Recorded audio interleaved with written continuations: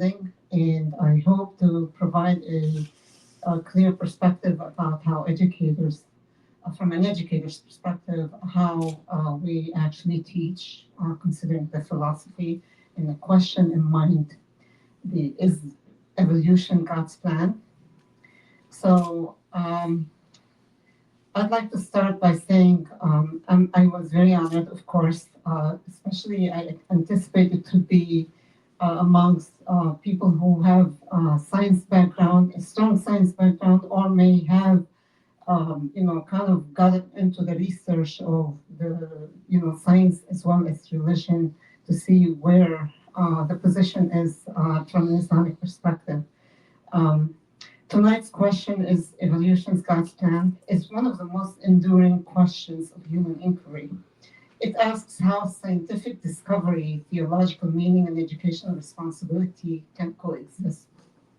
I speak to you not as a scientist or theologian, but as an educational leader, someone responsible for curriculum, teacher support, and ensuring that students from diverse cultural and religious backgrounds receive an education that is both academically rigorous and humanly respectful. How we teach evolution shapes students understand knowledge and evidence, faith and meaning, whether learning is something to fear or something to approach with courage. I invite you to reflect on this guiding question.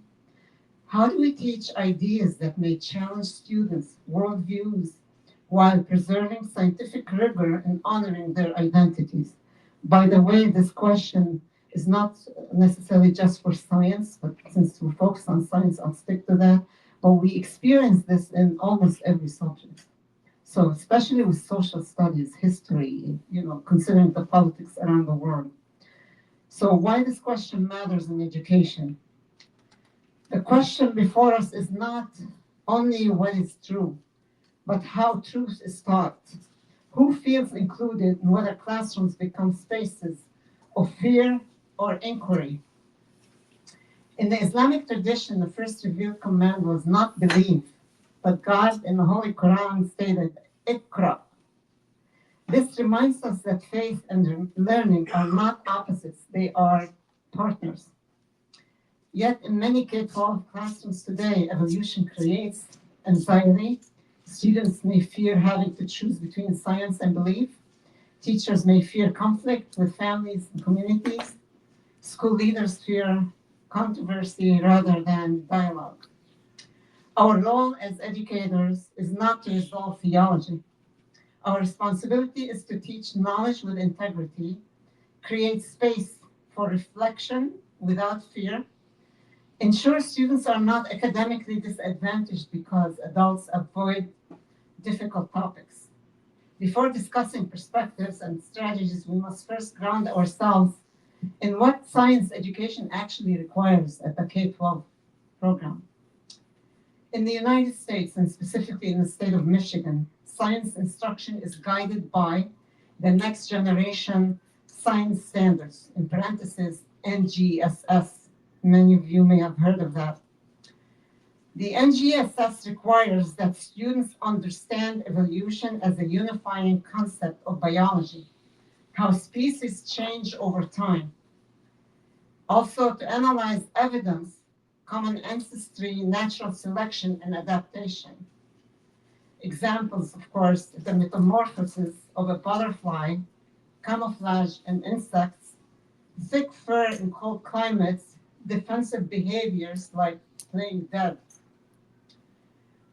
Third aspect of the requirements is engage students in scientific practices and modeling, explanation, having argument from evidence using fossils, genetics, and biodiversity data.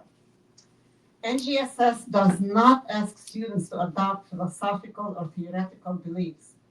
It asks them to understand how scientific knowledge is constructed. NGSS is about how we know, not what to believe in. This distinction is vital in educators navigating multicultural classrooms. Avoiding or diluting evolution instruction does not protect students. it disadvantages them academically and professionally. Teaching evolution clearly and accurately is non-negotiable responsibility for educators. So this is something we have to teach, not just as a requirement, but as the fact that how it benefits students. And not only that, those who read the Quran or read the Quran, it's constantly reinforced that we have to seek knowledge and not just take things for granted as this. God gave us freedom to do that, so we can analyze and make our own decision. And there's a statement, La ikraha bid-din, so nobody can force the religion upon us. We have to study it, we have to read it, we have to internalize it, to believe in it, to know it. And that's a form of research as well. So in line of the scientific theories. Historically, and let's now consider the historical and cultural context of evolution and faith. For Muslim participants and for our interfaith colleagues, it's important to recognize that engagement with nature, casualty, and change has deep roots in Islamic intellectual history. Several classical scholars demonstrate thoughtful engagement with natural processes. Al-Jihaz in the 9th century observed how environmental factors influence survival and characteristics of organisms, ideas that resemble early reflections on adaptation. Ibn Khaldun in the 14th century described a gradual progression in creation, from minerals to plants to animals, and toward human beings, emphasizing continuity in nature. Within Islamic thought today, perspectives vary, of course. Some support, some disagree with. One literal creation perspectives, especially regarding Adam and Eve.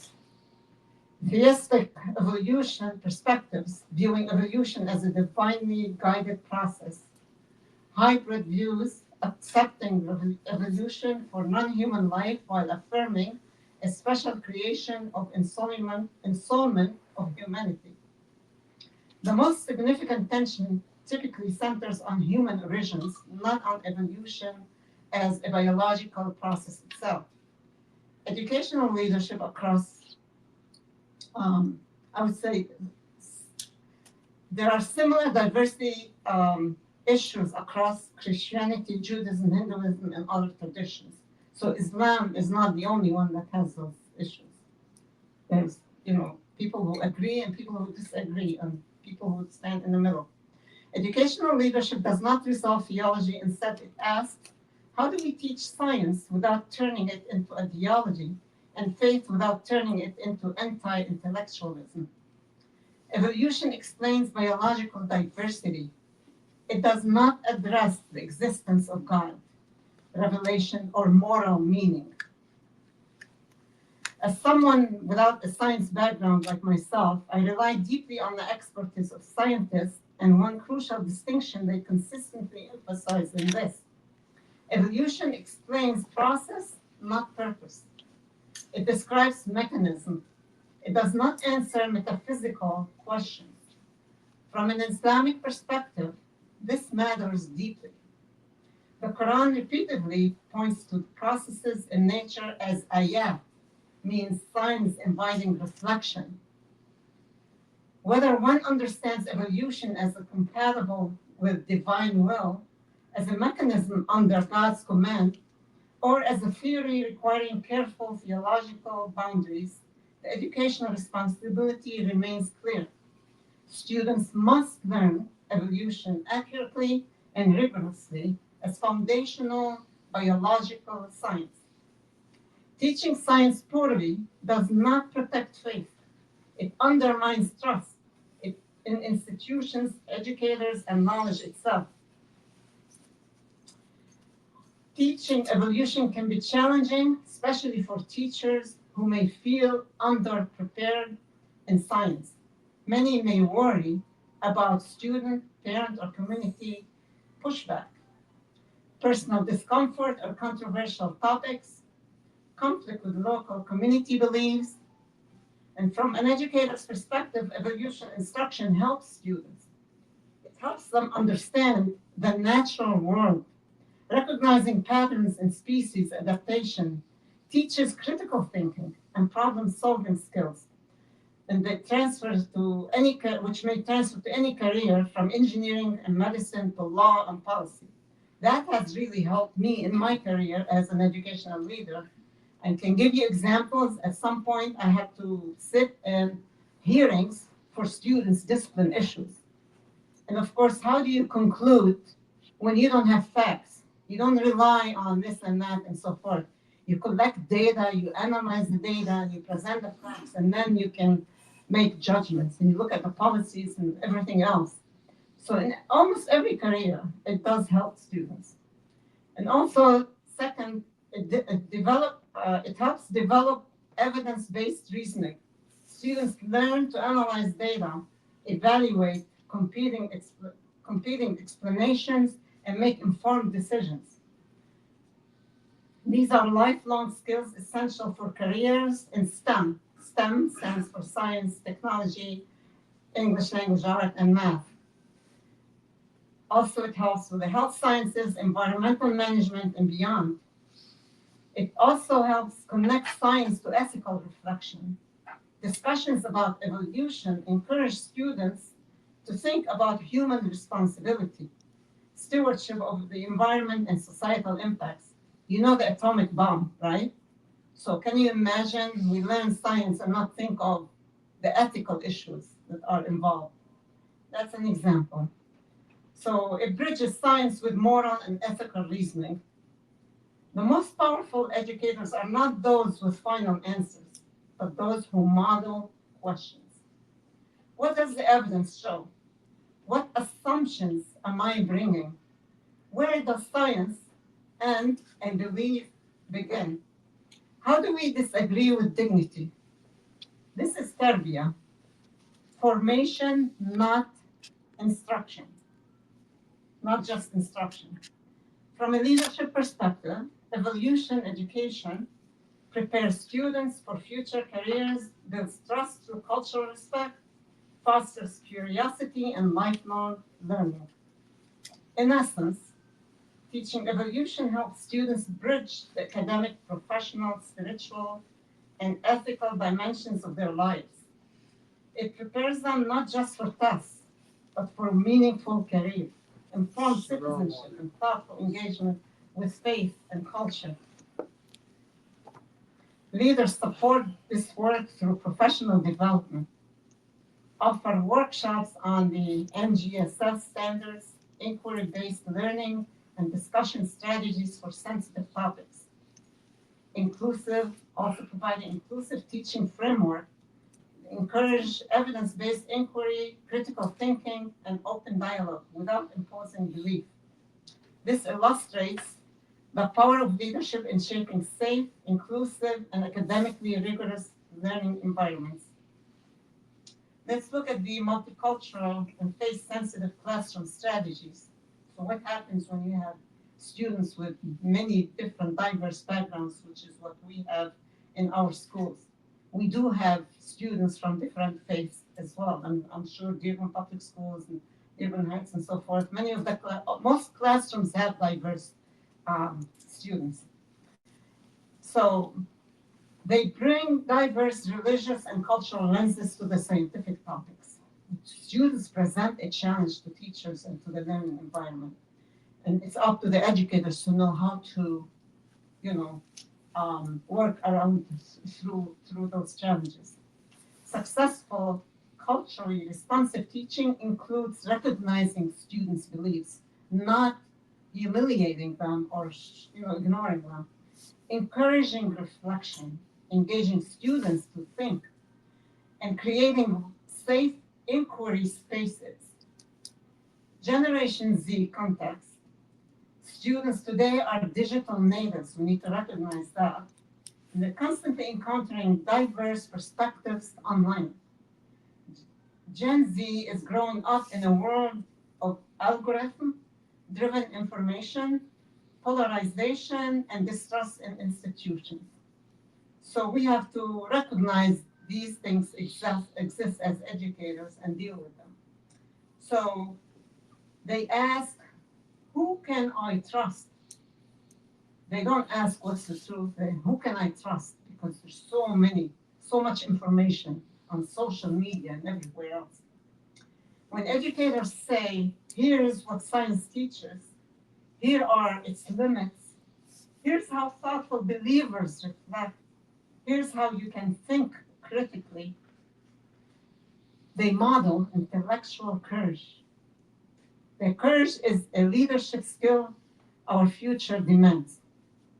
To this end, our responsibility as educational leaders is to form critical thinkers with moral character, students who can hold complex truths without resorting to false simplicity, so shying away from the facts, the theory of evolution, the concepts, the processes, does not help our students to think critically. And equipping them to critically evaluate evidence while respecting faith prepares them for both academic and life challenges. So evolution is not just biology. It influences, like I said earlier, careers, ethical reasoning, and societal participation. There's medicine as an example. So understanding disease evolution and pandemics informs public health careers, and equips students to evaluate medical evidence critically. We've gone through COVID as an example, and the immunization that was presented to us. At some point, some of that immunization, the virus kind of, if this whole scenario was truthful based on the knowledge that we were presented with, so it loses effect. And so you're gonna keep getting a booster and whatever it is. It's a small example. Environmental science also and climate policy. Evolutionary principles underpin biodiversity conversation, sustainability, and ecological research, which are increasingly relevant for global careers and civic engagement. There's a factor of ethics, policy, and faith dialogue. Teachers and leaders can guide students to explore questions like, what responsibilities do humans have toward other species? Or how do science and faith inform moral decision making? Teaching evolution effectively equips students with STEM readiness, problem solving, analytical skills, ethical reasoning, grounded in evidence and empathy, of course. So, also, inclusive classrooms will, will guide or inform proper instruction. So, it leads to respectful inquiry, setting clear boundaries, and engaging parents to be part of the process because you need the buy-in of the parents as well. So how do you get the buy-in of the parents on theories that create conflict? So um, does evolution mean God didn't create humans? A student may ask you this question. So how do you address it? How do we address it? A suggested response for teachers when we train them. Science explains processes. Faith addresses purpose and meaning. Many people hold both together. So we have to reinforce these concepts over and over and over. Inclusive education does not erase difference. It creates intellectual hospitality. And that's why it's okay to teach evolution at the school level. I know we're required to teach it, but it's okay. It's how we teach it is what matters. And educational leaders have to be careful with what goes on in the classroom. It's important to kind of see lesson planning, not necessarily themselves, but they have departments who will do that. They oversee lesson planning, they oversee methodologies, they oversee performance. Why? Believe it or not, it's either you have to pay attention either to the ignorance and lack of preparedness of the teacher or the political side of it, which is more dangerous. Teachers can mold the brains and can mold the mentality and how the students think. If they ever have any ill intention, they can mislead students and brainwash them. We've experienced multiple incidents where we had to take action. So facts can be misconstrued. Um, So we gotta watch, prepare teachers at the same time we have to oversee. So inclusive education cannot erase difference. It creates intellectual hospitality, and students should never feel they must abandon faith to succeed. If they ever feel they're at this point, something is wrong in the classroom. So they should never be denied rigorous science education. So we're in full support of providing education in evolution. To this end, I will conclude the following. Curriculum is never neutral. So what we teach and how we teach communicates our values. Teaching evolution well communicates confidence in knowledge, respect for students' intelligence, and trust that faith is not fragile. Islamic civilization once led the world in science because it did not fear inquiry. Our goal is not to answer definitely whether evolution is God's plan, but to prepare students to navigate complexity, integrate knowledge with values, lead with wisdom and humility. And so, with that, I would say let us commit to classrooms where science and faith are partners in inquiry and not opposite, and where students grow into leaders capable of bridging scientific, ethical, and cultural divides. Thank you.